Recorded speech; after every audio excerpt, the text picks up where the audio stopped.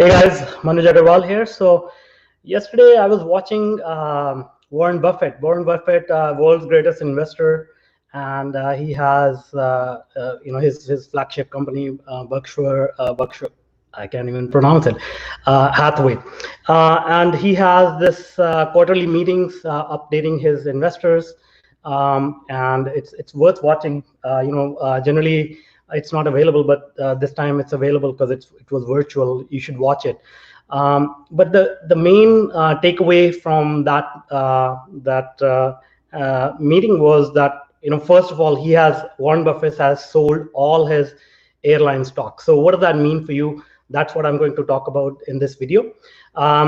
If you are also watching the economy,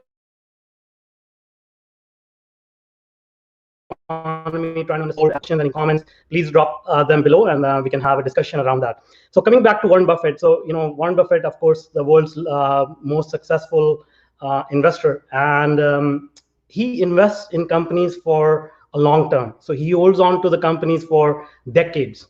And when Warren Buffett exits a position, that sends out a huge signal to the market.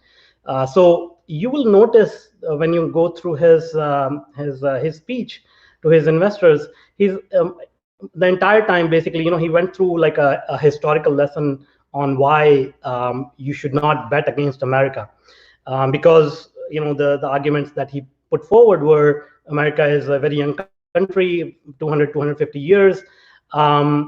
And within that short time span, it has become a superpower in the world. So the way that American economy is set up, it's set up to accelerate at a very rapid pace. So that was the positive that he gave. The same way, and he basically said, he's exiting a lot of positions.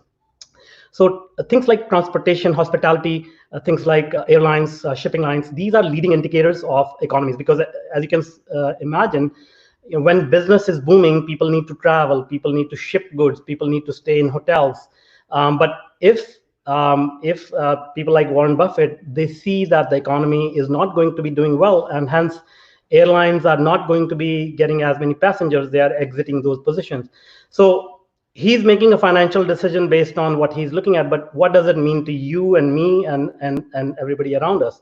It basically means what I've been sort of observing in the past few weeks, is that economy is going to change rapidly throughout the world, right? So globalization, in my opinion, is going to take a step back, and we are going to get more regional. We are going to start producing goods and services nationally, more regionally. During this process, a lot of the professions, a lot of things that we were used to, the way of doing it is going to change, and inevitably it is going to force us to reinvent ourselves in many ways. So what are those ways? I have no idea. It's anybody's guess. Things like, I'll give you a few concrete examples. So let's say you work in the hospitality industry, or you work in the airlines industry. As we know, even if things come back to normal, there's going to be some sort of social distancing required for the next foreseeable future.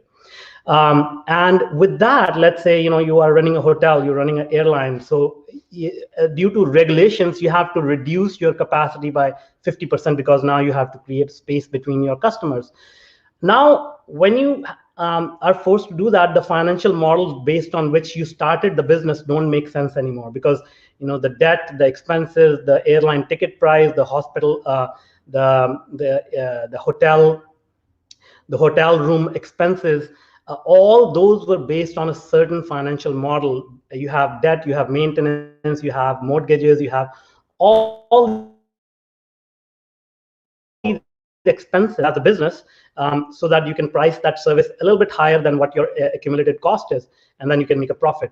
All those financial models start to break down, because now you are limited to selling only 50% of your inventory.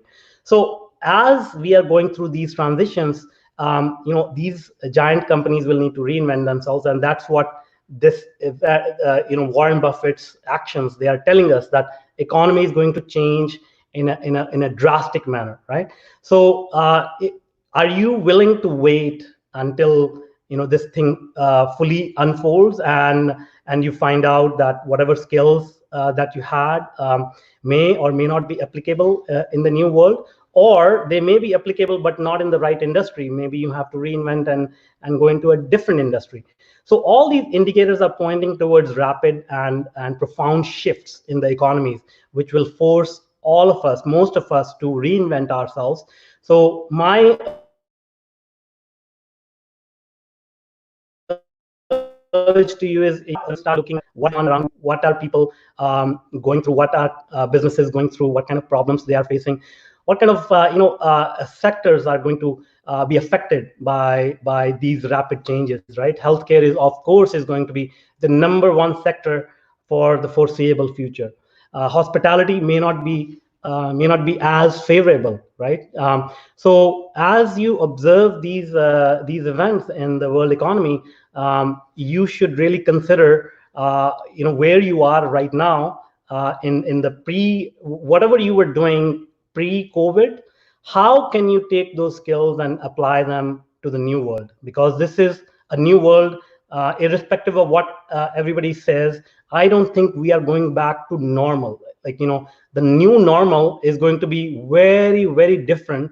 So I don't know why people keep calling it back to normal. It is a totally different world. It's, in my opinion, world 2.0. So it's the right time to get ready for world point.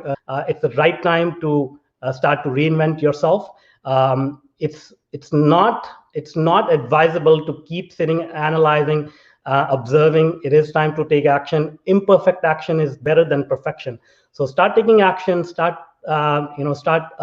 learning things that may help you in the new economy and prosper. So once again, if you have any questions, if you have any comments about this, drop a comment and we'll get into a discussion. Stay safe, stay healthy, and take action to prosper. Thanks. Bye.